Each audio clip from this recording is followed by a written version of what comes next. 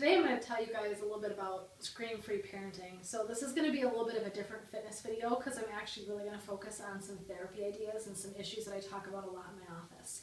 So this book is called Screen-Free Parenting and it's by Hal Runkel.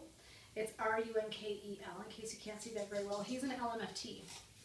And I stumbled across his book one day listening to the radio on a Sunday morning, and he was on randomly interviewing about this book that he talks about how to kind of keep your cool as a parent. But what he talked about that really stuck with me is his idea of self-love. So I've read this book cover to cover, so clearly it's been well used in my therapy office.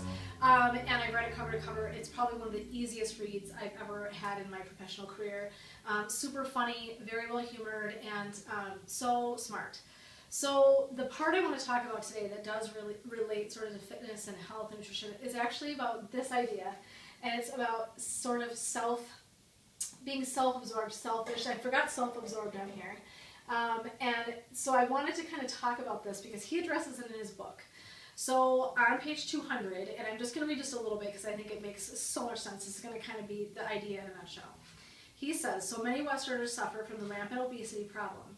As of 2004, obesity has now surpassed smoking as America's #1 health crisis, especially its effect on the economy. And while there is so much attention, funding, and research on the genetic components of being overweight, the diet and exercise industry is booming as well. This is because while people are overeating, they are starving for a way to take better care of themselves. So I wanted to read that one section too, which is really kind of weird, but I wanted to read it because it's exactly the idea of what I'm going to talk about today. And he really outlines the ideas of self-love beautifully in this book, and I won't have enough time to talk about all of that today. But he did talk about 4 levels of love, and I think he took the idea from someone else and borrowed it in his book. And the idea is that we in our culture get very hung up on loving ourselves and taking care of ourselves. And that's what he's getting at with this, and I think he termed it sort of cultural confusion about the idea of loving yourself and what that means. And in our culture, we hear a lot of things about that being not okay. And so it's why I listed out the negative things connotated with, being selfish, self-hate, self-loathing, self-centered, arrogance. These are all sort of those self-words. And it sort of makes me sad a little bit that these all have really negative connotations. And I understand that some of them are really negative behaviors, but we sort of lost our focus on ourselves don't need to be bad. And I think there's this really horrible notion that we are not okay and we are not acceptable at the base of who we are. And so I talk about this all the time in my office. I have used this book a million times, so if Hal Runkel ever sees this, thank you so much for your wisdom and insight. I love the way you wrote this book. And I want to talk about how it affects us because he gets at obesity in our culture and how to take care of ourselves means we have to dedicate time and energy, money, whatever it might be, to transforming yourself, to taking care of yourself. And his niche, of course, he's talking about parenting, and that parents feel guilty if they take time to set aside and do things to themselves. And so there's this awful paradox of if I take care of myself, that I'm neglecting you. It's either or, right? We live in this really awful dichotomy. I either take care of myself and you lose, or I take care of you and then you're okay. And so he really addresses that throughout his entire book, and I think that is the gist of one of the issues that I come into contact a lot in my office and I hear people speak to, which is how do I take time, how do I take care of myself, how do I do the things I need to do and not feel guilty about that, not feel bad about that.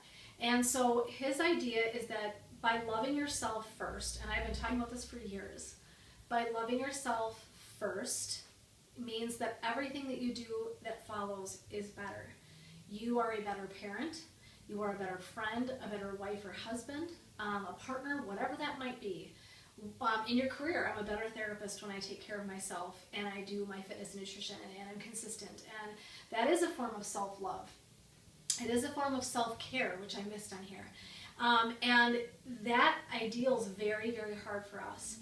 And so I think it's important that we want to talk about that it is important to love yourself enough to take that time, that is not a form of selfishness, that is not something that is self-centered, that in fact it is something that is so important. And contrary, one of the notions I have is that I think that self-centered should be our ideal. which is weirdly written here because that sounds right to your ears initially when you hear the idea of being self-centered. It sounds awful, right? Because usually it means that we're totally focused on ourselves at a cost of everything else. When I'm talking about self-centered as the ideal, what I mean is that if we start from ourselves first, that's my dog, if we love ourselves first and we do those things that take care of us first, we are better at every single thing, and every single area of our life actually benefits. I can tell you for certain I am a better mom, I am a better wife, I am a better coworker and a better therapist, a better friend. I'm all those things on an improved level by taking care of myself first, which means I give myself energy, I put things back into my bank, my emotional and mental bank, and then I have so much more to give back. So I really want you guys to challenge yourself to think about this. I think this is it's a crazy idea for some people to start thinking differently about this, but that actually if you can love yourself first, you are better at everything else that follows. And so I want to thank him again. Screen Free Parenting by Hal Runkle. I'm going to give it one more shout out because it's an awesome book anyway. So any parents out there that have young kids, this book cracked me up and it made me smile and it was so wise. So I'd recommend it just if you're curious about parenting. But more than that is reading his section on self-love and the 4 types that exist in the world. And I want to finish with one idea. He said that the Dalai Lama went to a conference. It was a psychiatric conference, I believe. This was years ago. And they spent time talking about self-hate. And at the end of the conference, the Dalai Lama said that he didn't have any idea that such a thing existed. That in his culture, in his corner of the world, there was no such thing as self-loathing and self-hate. He didn't even have a context, a folder with which to file that away in. And I think that is an incredible idea that somebody in our world doesn't even know what that's like. In our culture, in the United States, we're full of it. We are talking about it all the time, and it is in every area of my office. I'll guarantee you other therapists have the same thing. And we all have kind of struggled with this idea, and so amazing to think that somebody had no idea what that even was. And so that is how culturally based it is, that we feel and fear these ideas. And so we need to be better about how we balance those things out for ourselves and realize that it is really important to take care of yourself. And so anyway, that was my message, and I wanted to bring it up because I think it really relates to fitness and nutrition, but honestly your whole life. And since this is sort of my shtick and this is what I do every day, this is what I'm teaching in my office anyway. So something to think about. Push yourself outside your comfort zone in the way that you think about these ideas and take care of yourself first, because everything else will follow.